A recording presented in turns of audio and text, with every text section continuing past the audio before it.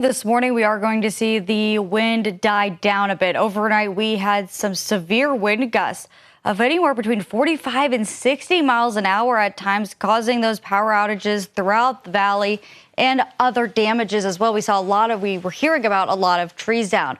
But right now, you take a live look outside our station here in Boardman, the American flag really blowing in the wind there. But the good news is, as you can see in the top corner, a little bit less clouds. We are seeing those clouds clear out today. I do expect a mostly sunny sky today with temps going into the mid-50s. It'll be comfortable as you're enjoying your day. But let's take a look at these overnight wind gusts. As you were waking up, you were even going to bed last night, you may have heard those wind gusts going, and it sometimes even was shaking my walls, as I could hear them when I was in bed. But you can see just around 10 o'clock last night, those wind gusts in some areas in upwards of 50 miles an hour. But as we go through the night and into the morning, slowly but surely, those wind gusts did end up dying down, and we see them much lower as you're waking up for your Saturday. So right now, those wind gusts are anywhere between about 20 to 25 miles an hour over in Ohio.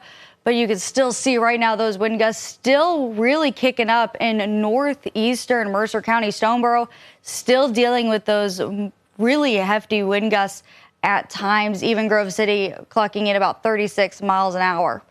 So right now we were talking about those power outages at the beginning of the show, and this is a look right now this is really just like averages or just a really good guesstimate coming through. And right now we are seeing Columbiana County not seeing quite as many, but we have noticed that a lot of the power outages really are going to be in our Trumbull County area.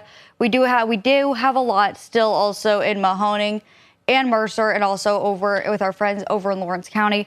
But we have been watching these, and they have been going down quite drastically. At one point overnight, almost 12,000 customers were reported without power by First Energy.